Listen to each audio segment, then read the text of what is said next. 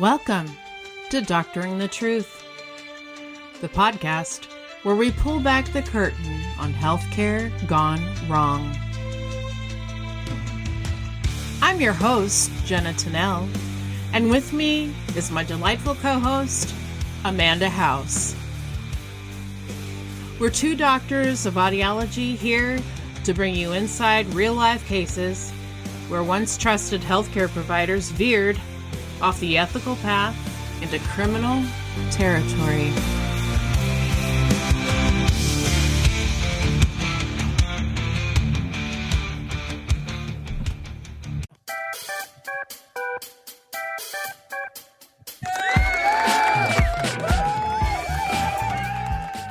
Amanda! Jenna! How are you? We're good.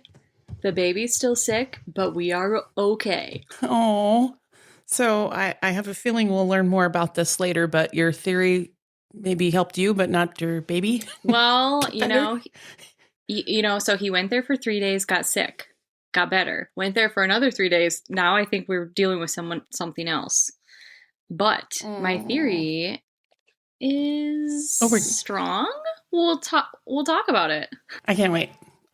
Well, I know you've got a sick baby, so normally we would have some clever banter about now, but in respect for much needed baby mama time, should we just jump right into it? Yeah, let's do it. Do we have corrections? Oh, it was mentioned that maybe by you, that maybe my correction should be, maybe. Isn't it? Oh, my correction should be that thank you, everyone, for joining me on my long and deep, arduous rabbit hole with Lucy Letby, because honestly, for some reason, this case really grabbed me, and I still don't know quite what I think, and I think it was because I was just so black and white in the beginning. So thanks, everyone, for our unprecedented three-parter, if you stuck around, and I hope you did, because that's validating for me anyway. So, yeah, that's our correction. I guess, after you said that, I was like, that does sound familiar, but I think I've lived 1,000 lives since last week. So you did great. I was there for all three parts, and I hope you all were too.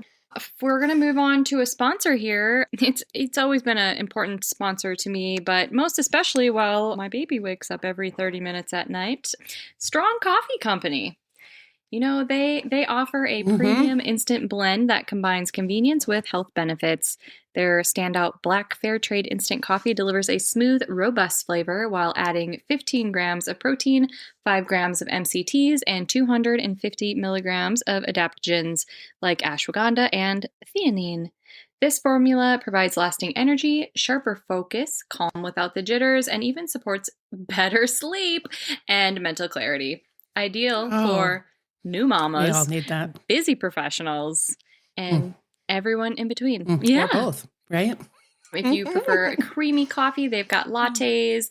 They're made with a beautiful blend of organic Arabica coffee beans that have protein, collagen, hyaluronic acid, and healthy fats to fuel the body and the mind. Strong Coffee Company is committed to quality and eco-friendly practices, and they deliver excellent taste, a quick convenience, and a nutritious boost to your daily routine. Use our code STAYSUSPICIOUS at strongcoffeecompany.com for 20% off your order. Nice.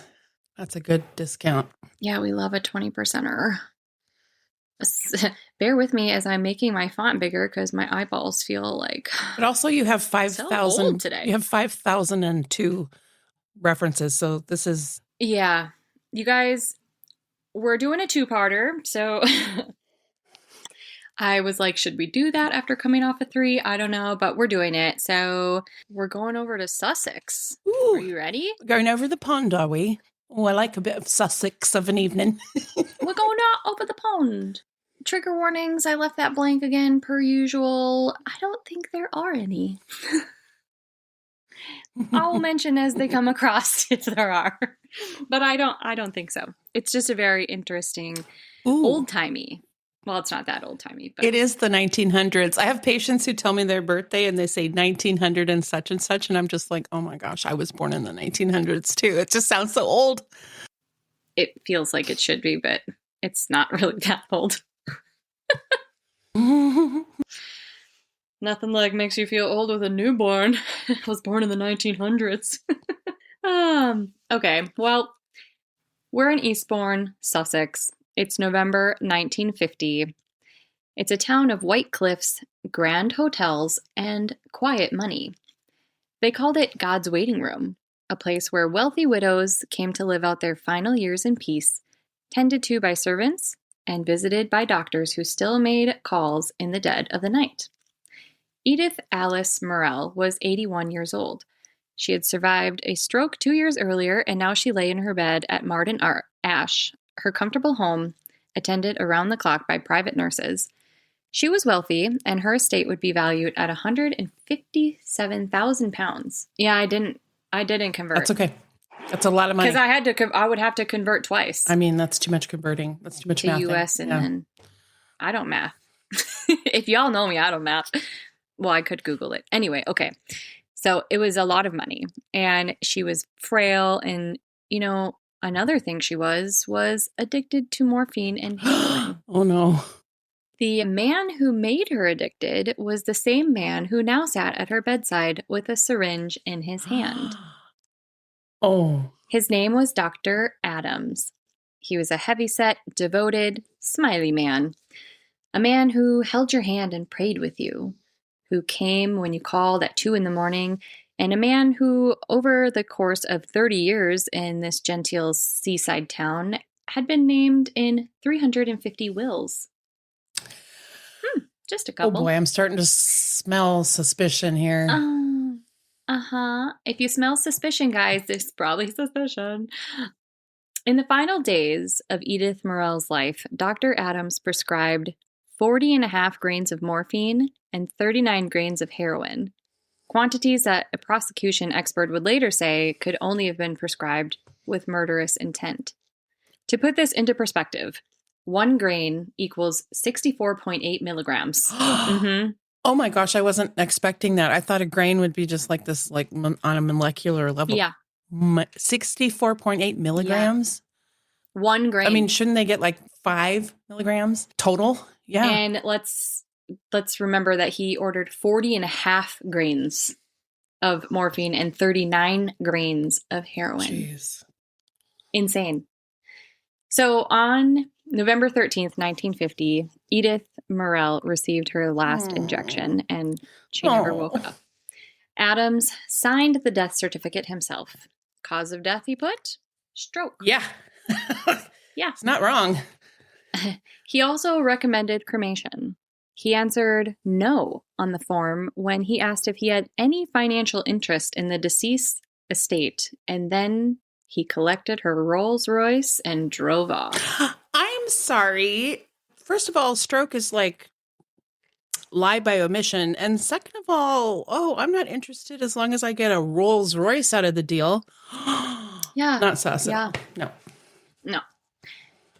163 patients dead, all under the care of the same doctor, all slipping away in comas that looked like strokes but smelled like narcotics. I see what you did there.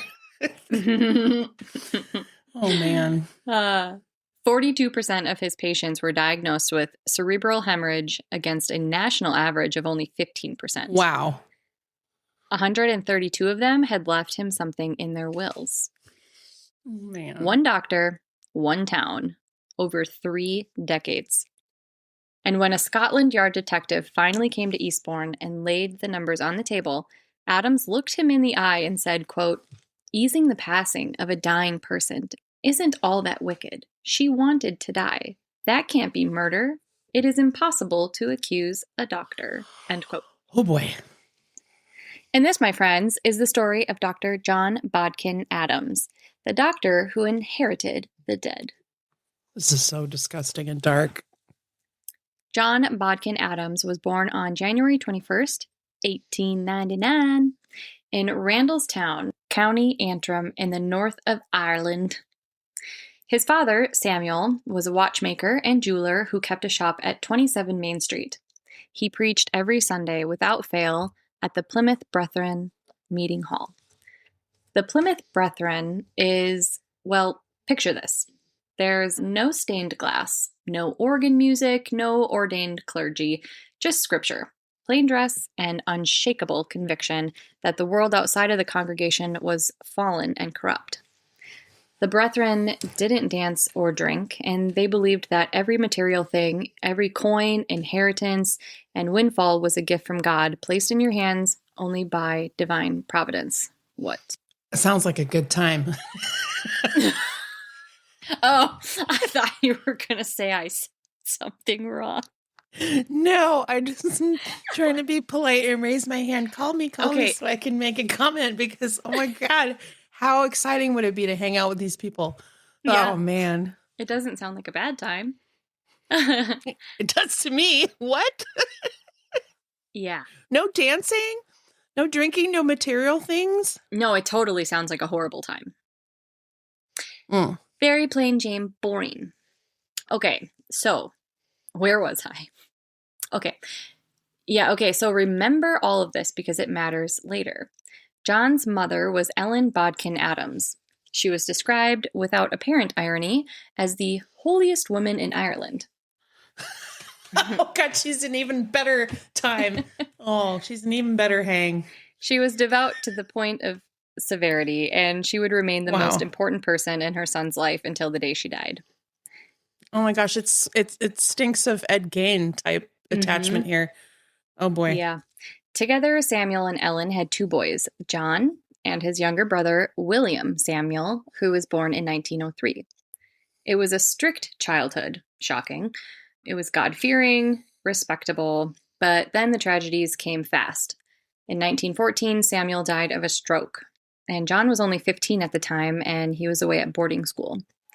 4 years later, the influenza pandemic of 1918 took William when he was only 15 years old. And just like that, John Bodkin Adams was the only one left. His mother's surviving child, her companion, her project, her mission. They would not be separated for decades to come. Oh, man. Yeah. This isn't good. This is a recipe for disaster. Adams enrolled at Queen's University, Belfast, when he was 17 years old. His lecturers remembered him as a plodder, a lone wolf, who made few friends and showed no particular brilliance. He missed an entire year due to illness, which was likely tuberculosis. He graduated in 1921 without honors, and honestly, he barely scraped by. But he did have one talent that no examination could measure. He was a networker within the narrow, intensely loyal world of the Plymouth Brethren. At a missionary conference in Larne? Love it. He met a surgeon named Arthur Rendell Short from Bristol Royal Infirmary, which we've talked about before. Remember that heart scandal? A fellow Brethren member. Oh, yeah. Short gave him a position as an assistant houseman, but Adams would only last a year as he did not prove success. Which is such a polite British way of saying he sucked. He had no work ethic and he was like a waste of space. Yeah. Just saying. It was Arthur Short who pointed him towards the advertisement in a Christian weekly, which was a general practice in Eastbourne, Sussex, who was looking for a doctor of religious inclination. Which I'm like, surprised that you would point him in that direction when you said that he did not prove a success, but okie dokie. The Christians have lower standards. I'm like, okie dokie. Boy. Maybe not also a advertisement for being a doctor. I don't know. I know. When there's a lot of problems barely here. Scraped by in your studies the way it was. Well, Adams applied and wow, he got the job. So in 1922, at the little baby age of 23, he packed up and moved to the south coast of England, bringing his widowed mother and his quiet, mousy spinster cousin, Sarah Florence Henry. Eastbourne in the 1920s was a very specific kind of English paradise. As I mentioned before, the white cliffs, they had grand hotels, manicured lawns, and they had money. Not any kind of money. It was that old money. That old, quiet, inherited money. Money that pooled in bank accounts of retired colonels, dowager widows, and spinster aunts who had come to the coast to live out their years in comfort. For a young general practitioner with the right bedside manner, Eastbourne was a gold mine, and for John Adams, he understood this immediately. He made himself indispensable. He cycled to patients' homes at all hours when he could afford it, and later upgraded to a motor scooter and then a car. He appeared at bedside at 2 a.m. holding hands, praying, and radiating warmth and concern. To a wealthy 80-year-old widow who lives alone, frightened of dying in the night, Dr. Adams was a godsend. And the gifts began to flow. In 1929, he borrowed £2,000 from a patient named William Mahood, a Sheffield cutlery manufacturer. That's the equivalent, I did do math, of over £100,000 today, and in US, $135,836. How would you feel if your doctor was borrowing money from you? I know. Seriously. Especially you're that making amount. Cutlery, knives and forks, people. Come on. Your doctor needs to borrow money at the rate he charges? Call Come on. someone else. Yeah, so he used this money to buy Kent Lodge, which was an 18-room house on one of Eastbourne's finest streets. And I'm like, so he's borrowing money to buy a house also. Odd. Okay. Sorry, not just any house, a house with 18 rooms. Yeah. Oh my God. For him, his Are mom, you and his planning to cousin. propagate or what are we doing? Yeah.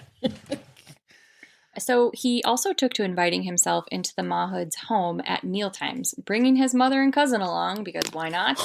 And charging items to the Mahoods' account at local shops without their permission to do so. Cheeky. Super bold. Mrs. Mahood later told police he was, in her words, a real scrounger. When William Mahood Yeah, he was. died in 1949, Adams visited the widow exactly once. He picked up a 22-karat gold pen from her bedroom dressing table, said he wanted, quote, something of her husband's, end quote, and never came back. That jerk. Mm-hmm. What the gall. By the early 1930s, the pattern was already visible, if anyone had been looking. In 1935, Adams inherited £7,385 from a patient named Matilda Whitten. Her entire estate was only $11,000. So, like, just, the majority. The majority of her estate. The family contested the will, but unfortunately they lost. And then the anonymous postcards started arriving at Kent Lodge. He would get 3 or 4 a year accusing him of bumping off patients. Adams admitted their existence himself years later in newspaper interviews. But they kept coming until the war, and then they stopped, and then they started picking back up again in 1945. The tea rooms of Eastbourne, they were a whisperin', but nobody did anything. I mean, that's where they spilled the tea, to be fair. This is true. By the 1950s, Adam had a chauffeur, 2 expensive cars, and a patient list that read like a page from Debrett's, which I looked up is a British publisher known for cataloging a lineage of nobility and landed gentry in the UK. So a sort of who's who in the zoo of the upper echelon. Yeah. Among the names was Lord Burleigh, the Olympic medalist who won gold for the 400-meter hurdles at the 1928 Amsterdam Games. Oswald Burleigh, the society painter. Admiral Robert Prendergast, a Royal Navy officer. Sir Alexander Maguire, British industrialist who made his fortune from match manufacturing, producing the Maguire and Patterson brand, among others. The 10th Duke of Devonshire, who happened to be the brother-in-law of a politician named Harold Macmillan. Even the chief constable of Eastbourne, Richard Walker, was a patient of Adams. A journalist named Rodney Hallworth would later claim that Adams was reputed to be the wealthiest general practitioner in all of England. His annual super tax bill alone was £1,100.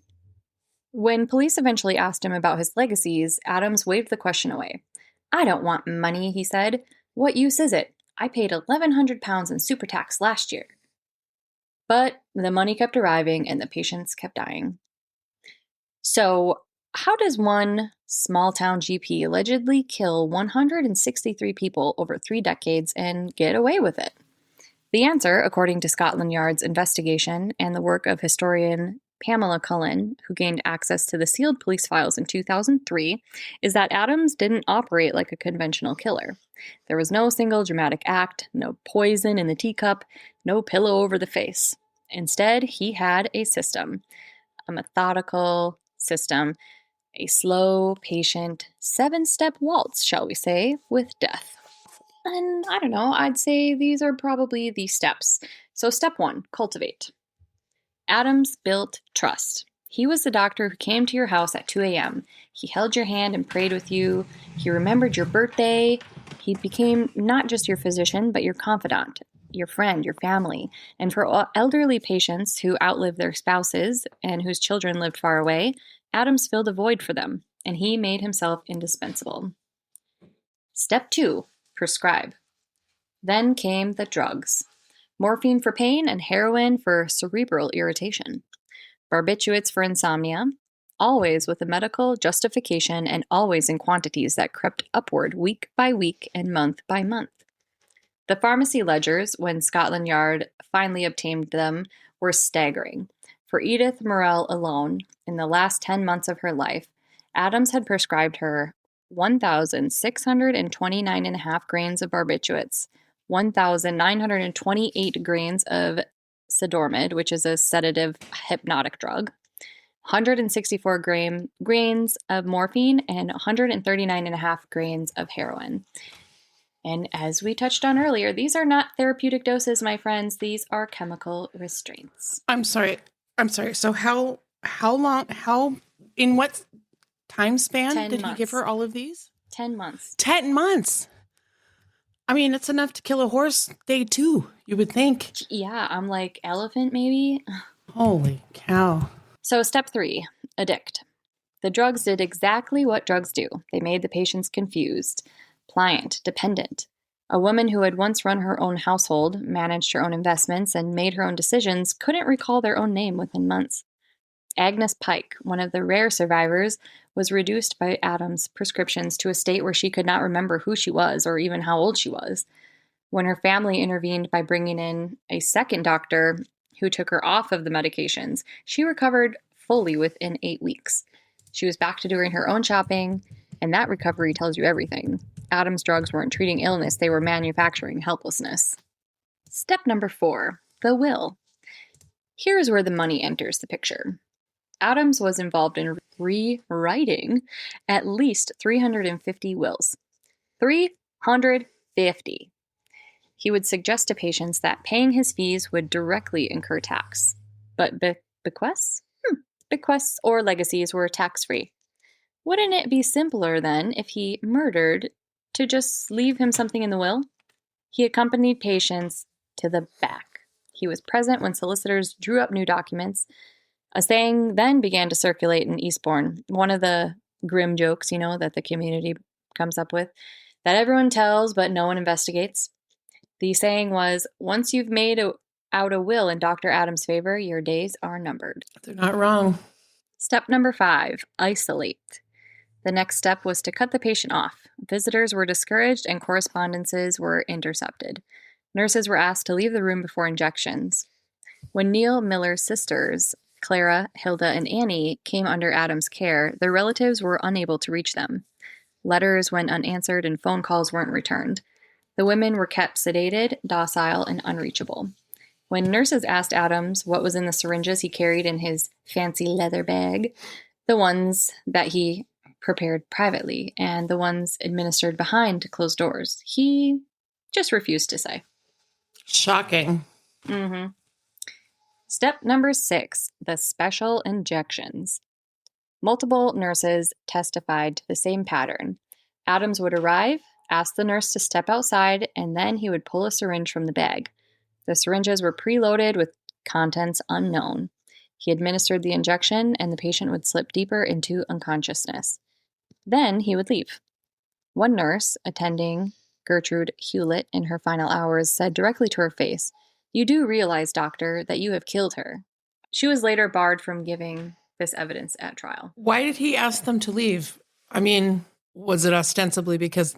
I think he probably didn't want them to see the amount that he was, is my assumption, because I imagine X amount of grains would just be so much more, or like multiple syringes. Right. And especially back then, the dynamic would be such that a nurse would just need to do what they were told. They weren't going to tell on a godly doctor that they had suspicions. Yeah. The most infamous one, so to speak, in all of UK at this point, or at least the richest one or whatever. So step 7, the final step, the death certificate. The final piece of his system was the paperwork.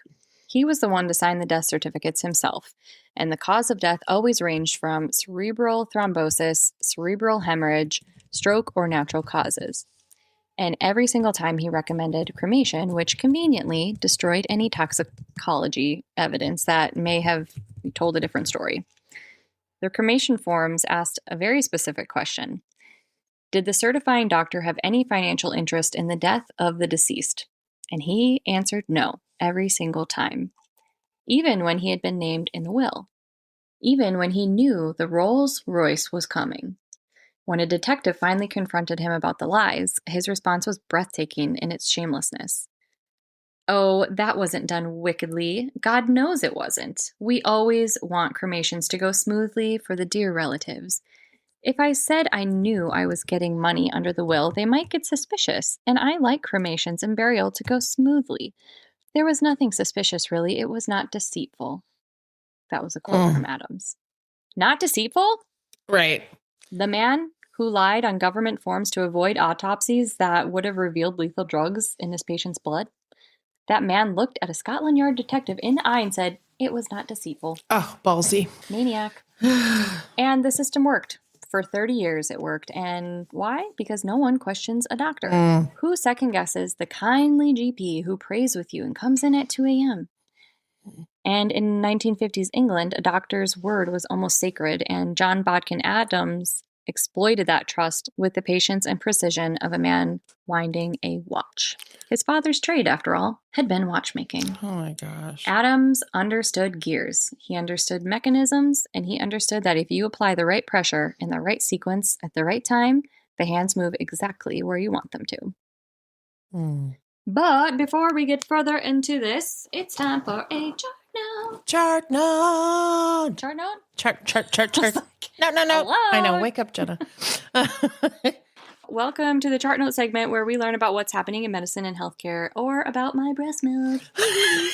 Okay, so last week I was squawking about my breast milk and how I intentionally tried to catch my baby's germs so that my body would create antibodies to then be passed along to my baby. And well, it turns out that I was correct in my line of thinking, and I am here to share with you more about it. So yes, breast milk does pass antibodies and other immune protections to a newborn, and it plays a major role in helping protect babies when their immune systems are still developing. The most important antibody in breast milk is called secretory IgA. It coats the baby's mouth, throat, intestines, and airways, helping block viruses and bacteria from attaching to the body and causing infection. Breast milk also contains IgG and IgM antibodies, immune cells, enzymes, and anti-inflammatory compounds that all contribute to protection against illness. Colostrum, which is the thick yellowish milk produced in the first few days after birth, is especially rich in antibodies, and it's sometimes called the baby's first vaccine because of how concentrated the immune factors are. That's so cool. What's fascinating is that the protection can be somewhat targeted. Here's where my thinking came in. If a breastfeeding parent is exposed to a virus or a bacteria, their immune system creates antibodies, and some of those antibodies can then appear in the breast milk. That means breast milk may help protect babies from illness and the parent, or illness that the parent has recently encountered. Research has shown that breastfed babies tend to have lower rates of ear infections, respiratory infections, diarrheal illnesses, certain stomach viruses, and severe infections requiring hospitalization. Breast milk doesn't make a baby completely immune to illness, though, of course. Babies can still get sick, as evidenced by my baby upstairs. And breastfeeding is only one part of immune protection alongside good hygiene, sleep, and overall health. Antibodies begin to pass to the baby during pregnancy through the placenta, especially those IgG antibodies. So newborns actually receive immune protection both before and after birth. But what I was talking about was that my son was already sick and I was trying to catch his germs. So I looked to some medical journals to see if that was a thing or not. And I found this, that yes, theoretically, it can absolutely happen, and scientists believe it's one of the really remarkable aspects of breastfeeding. So if your baby is sick and you're exposed to the same virus or bacteria through close contacts, droplets, kissing, handling them, etc., your immune system may recognize that pathogen and begin producing antibodies against it. And some of those antibodies can then be secreted into the breast milk and passed to the baby. The timeline matters, though. Your immune system does not usually create brand new antibodies instantly. So if whatever he was sick with I've had before, it would be a quicker response. For a completely new infection, it often takes several days to ramp up a strong antibody response. However, if you've encountered the germ before, like I said, immune system responds faster through memory cells. Breast milk already contains broad immune protection even before specific antibodies are made. And ongoing breastfeeding during illness may help reduce severity or duration of infections. There's also an interesting theory that's supported by evidence that when a baby nurses, tiny amounts of saliva can move backward into the nipple ducts. Researchers think that this may help, quote unquote, inform the breastfeeding parent's immune system about pathogens that the baby is encountering, almost like a biological communication between the two. So while it's not an instant same-day antibody factory, the cycle of exposure, immune response, antibody transfer through milk is very real, and one reason breastfeeding is considered immunologically dynamic rather than just nutrition. Oh my gosh, first of all, you're a genius. You figured this out. Your kid is so lucky that you're so smart. Well done, wow. Amanda. Well done. Thank you. That's so cool. I didn't write this in here, but I did say it out loud last week about well, at first it looks like when I'm pumping. I'm so sorry anybody who does not want to hear about this. Remember, I was like, it looks kind of watery and then it looks like milk later. So I was like, maybe my body thinks he's dehydrated. But actually, when I was reading this research, that is a thing, because then that, your body's trying to quench their thirst first while they're nursing. That's why it looks watery first. And then they get the nutrients and the dense fat richness milk after the quench of the thirst. Yeah. Gosh, our bodies are smart in spite of us. I know. I love this biological communication. It's so cool. It's so cool. Thank you for doing that. A little deep dive there. I never had heard about the old nipple situation before, but I had heard before, if you are kissing your baby's forehead, then your body will know what your baby needs or something. I don't know. Anyway, it's wild. Wild. But enough about my boobies. Back to the story. It's so cute. Oh man. Okay, let's take some time to go inside these gorgeous houses and let's get into how this happened, not in the abstract, but in the specifics, because the horror of John Bodkin Adams isn't in the numbers, it's in the names. Edith Alice Morrell. We met her in the cold opening, but let me fill in some details. Edith Alice Morrell was born on June 20th, 1869. She was a wealthy widow living comfortably in Eastbourne. In June 1948, while visiting her son in Cheshire, she suffered a stroke. She was particularly paralyzed. I'm sorry. She was paralyzed, but partially paralyzed, not particularly, and transferred to Eastbourne on July 5th, where Adams took over her care. He prescribed her morphine on July 9th and, added some heroin on the 21st because why not? And by the following year, the routine was established. A quarter grain of morphine and a third of a grain of heroin injected every evening by private nurses. A steady drip, a chemical leash, which I thought was interesting because this was administered by nurses. But anyway. Yeah. Through again, they don't have the infrastructure to be able to speak up at this point because first of all, there's misogyny, and second of all, there's doctor is God plus misogyny. Absolutely. Through 1949 and 1950, Morrell made several wills. In August 1950, Adams was left a chest of silver cutlery worth 276 pounds and a contingent claim on her Rolls-Royce Silver Ghost. But only if her son died before she did. It wasn't much. And then, on September 13th, a codicil cut Adams out entirely. He may not have known, or he may have. Either way, the prescriptions escalated. In the 5 days before her death, on the 8th and 12th of November, Adams ordered 40.5 grains of morphine and 39.5 grains of heroin. And I know we don't need to know the exact dose, but I'm just like, after we learned about how much 1 grain is, like, these are just insane. 1 grain? 1 grain is too much. I'm sorry. I'm so sorry. How did did pharmacists have no power or no say at this point? How did he get this past anybody? That'd be today, like if we were like, oh, well, we need, 500,000 grams of oxycodone for one patient. They'd be like, I think not. They'd be like, are you selling? Also, FBI, can we get this guy turfed out of here? Oh my gosh. Yeah, red flag. Yeah, just crazy bananas. The prosecution's expert would later call the quantities, like I said earlier, murderous intent. So on November 13th, Morrell sadly died, and Adams signed the certificate and put the cause of death as stroke. And he remembered to recommend cremation. And yeah, here's the detail that still makes investigators flinch. Before signing the death certificate, he slit Morrell's wrist. Why, do you ask? To confirm she was dead.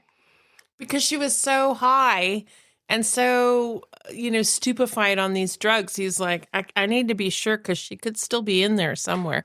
Oh my God, he's so evil. Mm-hmm. I hate this. Yeah. The body was cremated the same day. Gone, all the evidence, ash. But Adams wasn't finished. He billed Morrell's estate for 1,100 visits. The actual number. He's like, you're not going to give me your Rolls Royce. Here's 1,100 visits. Charge biatch. I'm so sorry. 1,100 visits over how long? Oh my God. July to November. Yeah, come on. Come on, dude. Just the fact that you went to the bathroom and came back into the room doesn't count as 2 visits. Yeah. Oh, what an asshole. Oh, God. So police later established that the actual number of visits was 321, which still seems like a lot, but but it's not 1,100. You probably inflated those too, but 1,100. What the hell, man? Just take the rolls. Oh, God. Yeah. So he did. He collected the rolls and along with some silver cutlery. Just so sad. A dead woman's possessions handed to the man by Morrell's son. He's sick. He pumped her full of heroin and took her stuff. No, he's an evil demon who deserves a special seat in hell. So that's how I feel. The second one I'd like to highlight is Gertrude, who went by Bobby Hewlett. Oh, Bobby. Bobby Hewlett was different. She was much younger, only 50 years old. Wait, what? 50? Uh-oh. Yeah, 50. Uh-oh. Mm-hmm. It's about to get personal up in here. So sorry. Mm-hmm. I said she was young. Popular. She was a fixture of Eastbourne's social scene. And she was deeply, catastrophically depressed. Oh. Bobby's second husband, Jack, had been Adams' patient too. A wealthy man, his estate would prove to be over 94,000 pounds.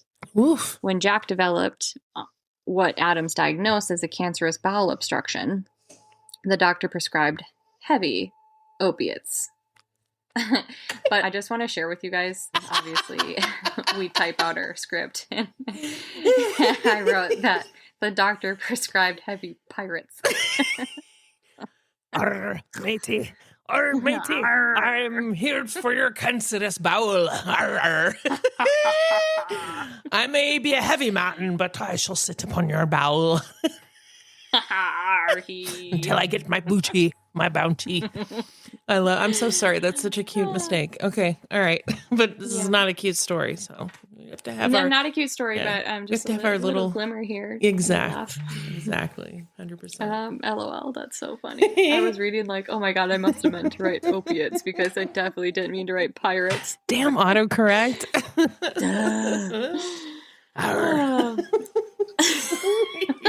Our matey, you're going to have a cancerous bowel, but you'll have a heavy pirate upon your seat. Don't you worry. Oh no, and your next sentence makes this even worse because I've been making light only because this is such a heavy subject material. Okay, I'm so sorry. Anyway. Okay. So let's bring it back down to the basement. Yeah. On March 14th, 1956, Jack died, just 8 hours after Adams administered what a nurse who was present at the time believed was a highly concentrated morphine injection. Jack had left Adams 500 pounds in his will. Mm-hmm. Then came the detail that should have ended Adams' career on the spot. After Jack died, Adams went to a chemist and obtained a 10 cubic centimeter morphine solution in Jack's name. And he asked the pharmacist to backdate the prescription to the previous date. Hello. The dead man's drugs ordered after the day he died. How's he supposed to take those and what's it going to cure? He thinks there's some nefariousness afoot, perhaps? But sadly, Bobby, Jack's wife, spiraled. She was grieving, fragile, and now Adams was prescribing her massive doses of barbiturates. He's like, oh, here, Bobby, I'll make you feel better. Over 80 days, she received, are you ready for this? 80 days, she received approximately 1,512 grains of sodium barbitone. So even if we don't know this old-timey medicine, we know that 1 grain is too much. If she'd received 80 grains, that was too much. But she received, 80 times, I can't math. Oh my God. I mean, 1,500 times what she needed to have, if that. Yeah. Oh my gosh.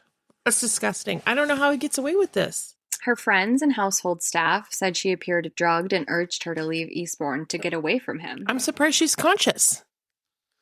Yeah, but unfortunately she didn't. And on July 17th, 1956, Bobby wrote Adams a check for £1,000, supposedly for her car her husband had promised to buy him. Adams deposited the check the next day, and then he did something that prosecutors would later call the most damning single act in this entire case. He asked the bank to specially clear the check and to rush processing in 24 hours instead of the usual 7 days. Yeah. His account held over £12,000. He did not need the money. Bobby Hewlett was one of the wealthiest women in Eastbourne, so the check wasn't going to bounce. So why the rush? Well, we know because Adams knew she was about to die. Yep. Or we can surmise that that's why. Yep. So 2 days later, on July 19th, Bobby appeared to have taken an overdose. She was found the next morning in a coma, and Adams was unavailable, but his colleague, Dr. Harris, attended.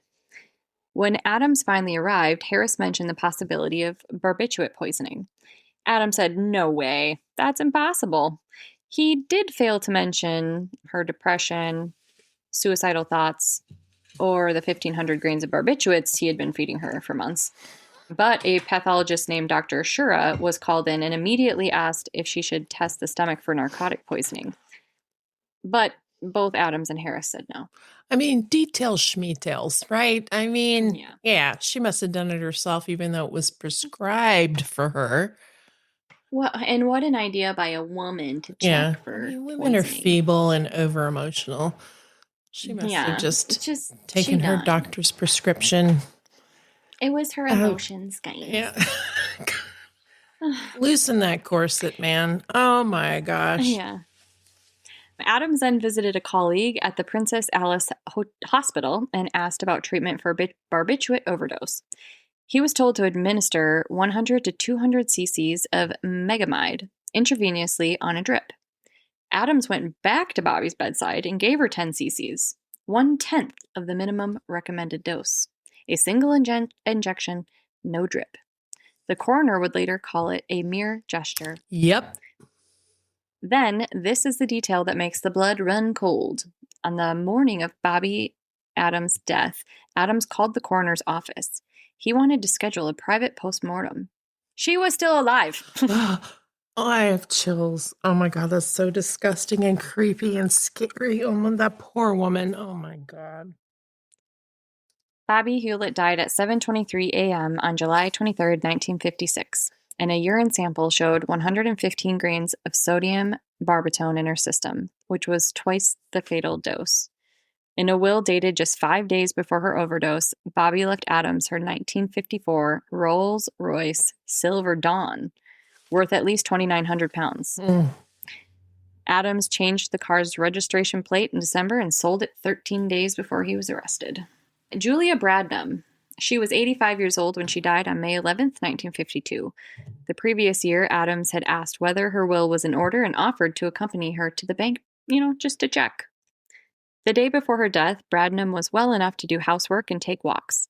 The next morning, she suddenly felt unwell. Adams arrived and administered an injection. And before pushing the plunger, he told her, quote, "It'll be over in 3 minutes." End quote. Oh. She died. "I'm afraid she's gone," Adams said afterwards. Just casual. He received 661 pounds from her estate, and her body was exhumed in December 1956, but no decomposition was too advanced at the time for toxicology, and so the case was never prosecuted. Clara Neal Miller. Clara Neal Miller died on February 22nd, 1954, at the age of 87. He had been making locked-door visits to her, 28 minutes at a time, discussing what he called personal matters. Witnesses said she appeared to be drugged. One detail from the investigation stands out. In February, in the dead of winter, Miller was found sitting in her room for 40 minutes, bedclothes thrown off, nightgown hiked up, windows wide open, reading the Bible. When confronted about this, Adams replied, quote, "The person who told you that doesn't know why I did it." End quote. Miller left Adams 1,275 pounds plus a 500-pound check and a further 700 pounds in estate fees. He was named sole executor. And when her body was exhumed, the pathologist found coronary thrombosis and bronchopneumonia. Only trace insignificant amounts of morphine and barbiturates. And again, the case was never prosecuted. Agnes Pike, she was the one who survived. Her story is, in some ways, the most important because, well, she lived. Adams had been injecting her with morphine and barbiturates. Her family, alarmed by deterioration, brought in a second doctor, which infuriated Adams. The new physician found no medical reason for the drugs Adams was prescribing. Pike was taken out of Adams' care, and within 8 weeks, she made almost a complete recovery, regaining her mental faculties. She went out and did her own shopping again, and Adams' drugs had reduced her to a woman who could not recall her own name or age without them, and she was back, baby. Agnes Pike was living proof that Adams' prescriptions, what they were actually doing. They didn't heal or comfort, they erased and killed. And lastly, I want to touch on the Duke of Devonshire. On November 26, 1950, just 13 days after the death of Edith Morrell, the 10th Duke of Devonshire suffered a heart attack. Adams, shocking, was his doctor and was at the Duke's bedside when he died. The coroner should have been notified. The Duke hadn't seen another doctor in the 14 days before his death, but through a legal technicality, Adams, as the attending physician, was able to sign the death certificate himself. He put natural causes. No inquest was done. This may have been in unremarkable detail, except for one thing. The Duke's sister, Dorothy Cavendish, was married to Harold Macmillan, and Harold Macmillan would become Prime Minister of Great Britain in January 1957, just weeks before Adams' murder trial began. A coincidence? Oh, perhaps. But Eastbourne was a town of connections, and connections in 1950s England could make problems disappear. Oh, boy. That same day, an anonymous telephone call was placed to the Eastbourne police station. The caller identified themselves only as someone, quote, in the know, end quote. But you'll have to hang in tight to hear all about it because this is where we're going to end part 1, Alley Cats. Oh my goodness. This is crazy. Well done, and I am now pissed off I have to wait a week for part 2, but understandably so. Can I just say, do you think Harold Shipman, I mean, so this guy was in the when, 1899 to early 1900s. Harold Shipman, also England. What's up, England? You guys and your medical murderers? Holy moly. Okay, so Harold. We're gonna touch on Harold next week. So he was born, I mean, so he did his thing in like after. Yeah. Definitely after, but I feel like he modeled. So he was born in 46 and he died in 2004. I think he was arrested in the 90s at some point. But he was considered one of the most prolific serial killers in modern history. So this guy, 250 victims for Harold Shipman. But a lot of the things that you're talking about where, you know, some things you'd think, well, they would just come up with like, okay, yeah, cremation. Yeah. But like that he would go and ingratiate himself. He would bike to their houses. Harold Shipman did that too. Do you think he intentionally, oh gosh, I hope you talk about this, intentionally just like. We are going to talk about it. Okay, no spoilers, but like I'm not excited, but I'm just like fascinated in the fact that Harold Shipman might be the copycat of this evil asshole. Yeah. Like when I was doing this, I was like, we've already done this case. Right? We've done this case. I like looked through and I'm like, no, we haven't. I thought Harold was the worst, and he may be, but there's so many worse. Like England, what's up, you guys? How are you breeding these caregivers? I don't know. Crazy. It's not England's fault. I'm just kidding. But honestly, it's terrible. Fascinating. The fact that he could get away with this, like the amount of medication, making sure there were no witnesses, like in plain sight, he'd be like, I don't want to witness. Get out of the room. Like, how come no one complained? Yeah. Yeah. Or, well, I guess they probably didn't find out until later, but going to the bank, rushing the check, or I don't know, going to the pharmacist and just, ordering some drugs. Hey, Dr. So-and-so that borrowed money from his handyman is driving a silver ghost, something called a silver ghost, which sounds amazing. Rolls Royce. I want to see that car. But like, he just borrowed money from his handyman to buy an 18-room house. Like, what the heck is going on here? No one had a suspicion for 30 years. It's not like this happened over 3 months.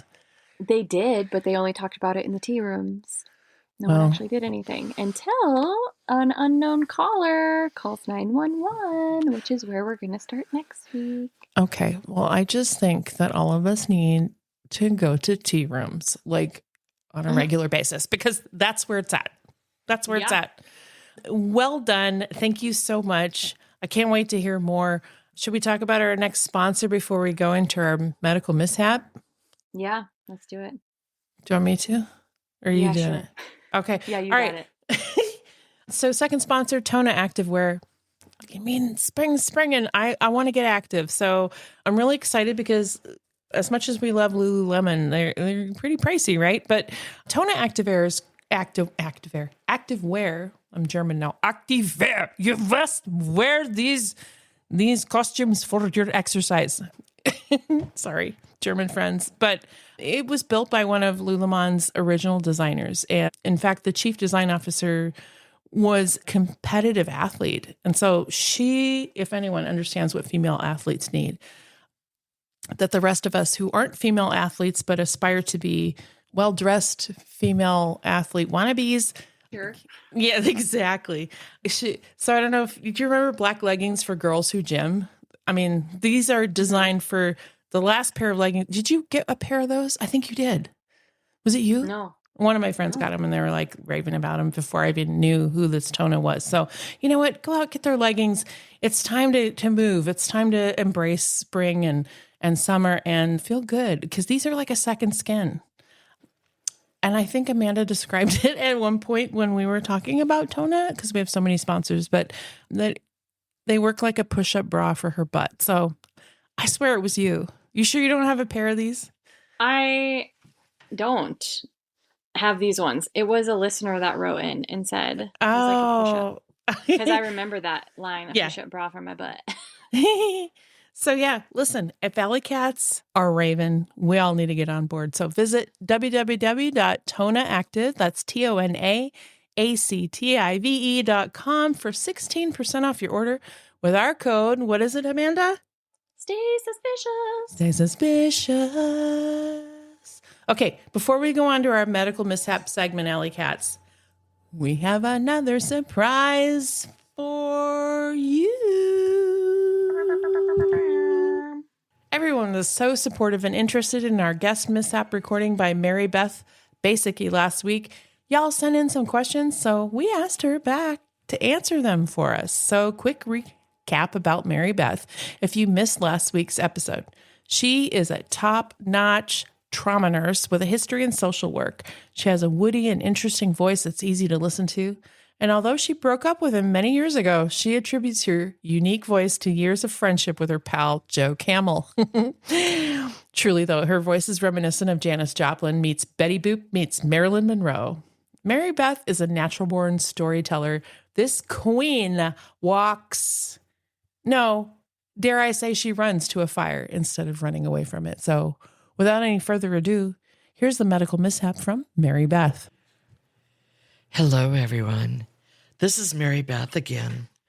I am so touched that you all found value in my Duke story.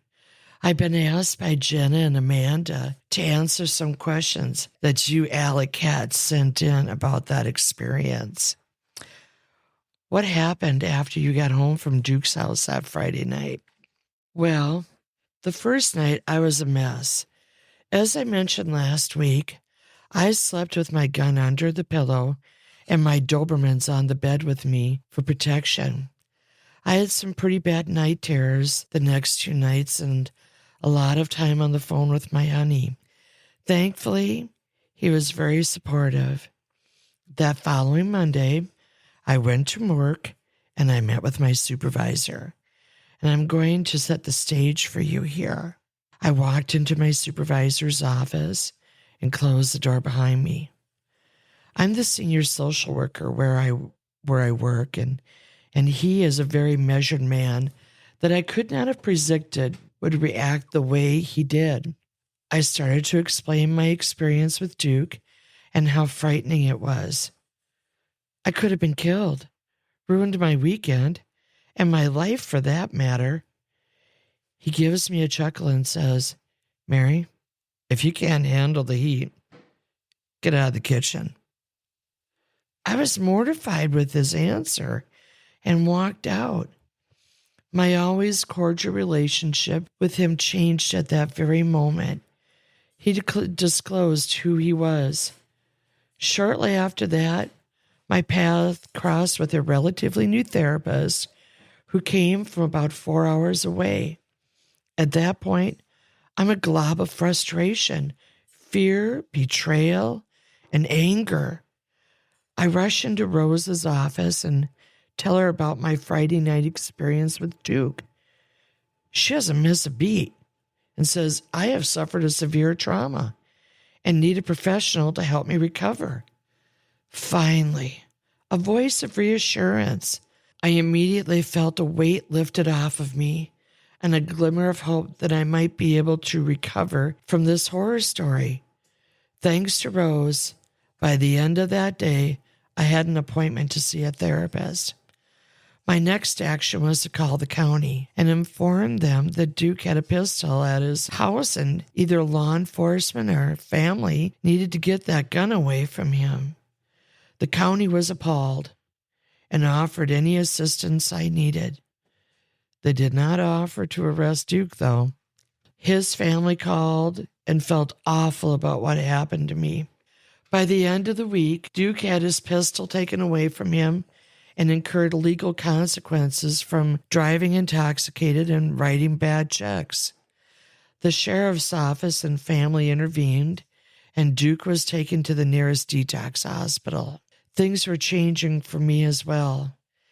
The agency offered no assistance, but our insurance was so awesome that my therapy was covered.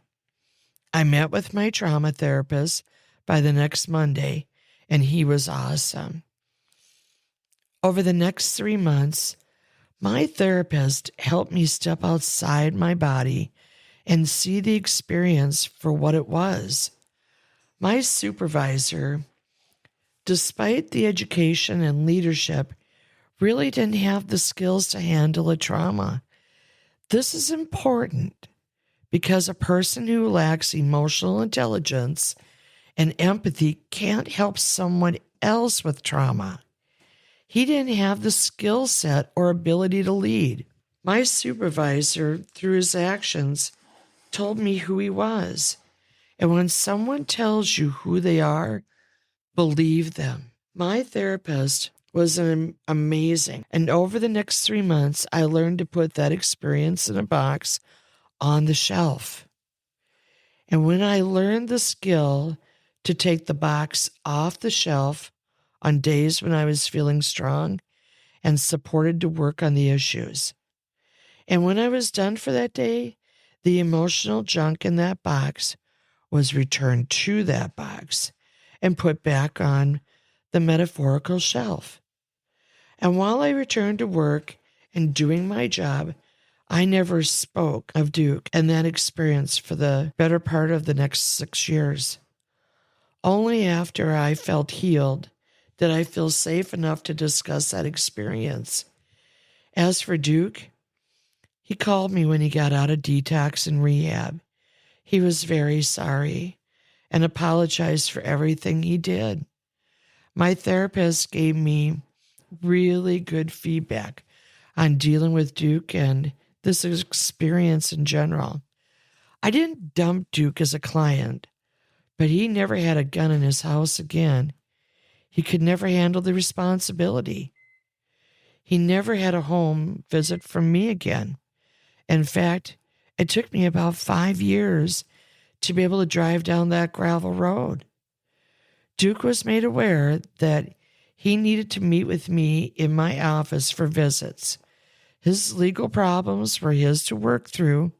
He lost his license. In many ways, never had a fruitful life after that.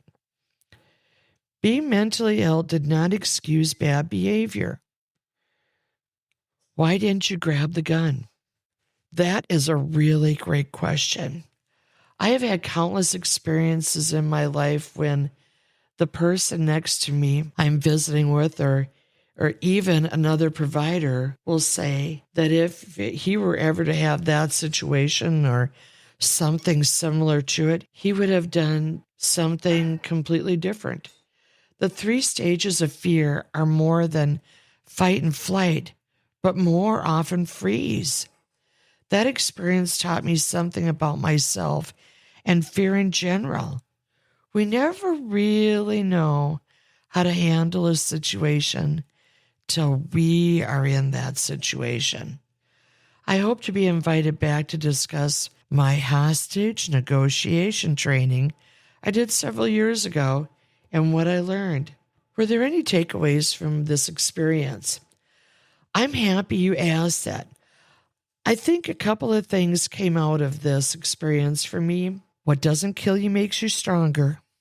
There's a learning experience in every experience. Every bad thing that ever happened to me was a learning lesson and really a gift. Learning to deal with trauma allowed me to become a trauma nurse. Becoming a trauma nurse led me to all the unbelievable experiences I have had. Anyone can live through and actually improve their life by learning how to deal with trauma. And finally, trauma is a process and really great personal growth that can come out of trauma. Thank you very much. And thank you for having me back.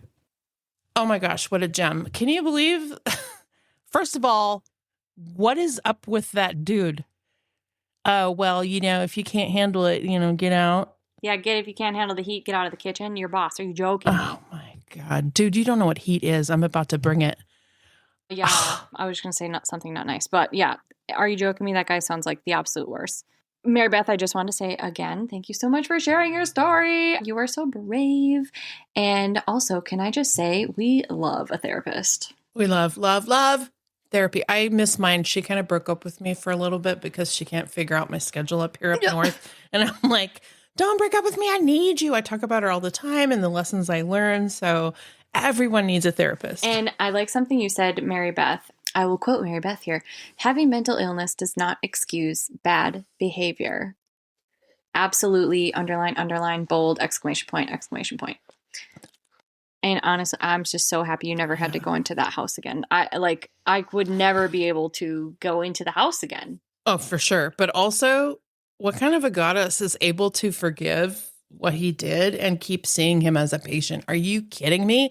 I have people that bring hellfire on me because their hearing aids aren't set the way they like. And I'm just like, you know what? You need to go to another clinic. I mean, honestly, I can't believe her life was on the line and she was this gracious after the apologies and the regretfulness that she was able to keep seeing him. So God bless. We need more Mary Beths out there, but we also need less violence and guns, but that's something else. Whatever, Mary Beth, whatever you said your boss's name was, you probably don't want to say, actually. What a jerk. No, that guy, if anyone needs therapy, he doesn't just need therapy. He needs classes in like, this is what it's like to be human. Okay, this is what emotional intelligence is. And this is what misogyny is. And this is how you treat people who've been through a trauma that you're in charge of on the job because of the job. I don't know. We do more for people who slip on a sidewalk than what happened to Mary Beth. Like, let's do better, people. Come on. Yeah. Anyway, being cognizant that this episode is juicy. She's not short. We're at an hour. So listen, next week we're going to do part 2 and I can't wait. But meanwhile, don't miss a beat. Subscribe or follow Doctoring the Truth wherever you enjoy your podcast for stories that shock, intrigue, and educate. Trust, after all, is a delicate thing. You can text us directly on our website at doctoringthetruth@buzzsprout.com. Email us your story ideas. And if you would like to be recorded, let us know. Let's hear your content. This is what's making this a rich, enjoyable, interactive show. So doctoringthetruth@buzzsprout.com. And be sure to follow us on Instagram at Doctoring the Truth Podcast and on Facebook at Doctoring the Truth. We're on TikTok at Doctoring the Truth and EdAudPod, EDAUDPOD. Sorry, the email for your story ideas is doctoringthetruth@gmail.com. I just gave you the website twice, but you can email us on the website too, but it's more of like a text. So I would say doctoringthetruth@gmail.com. Anyway, don't forget to download, rate, and review so we can be sure to bring you more content next week. Until then, stay safe and stay suspicious. Goodbye.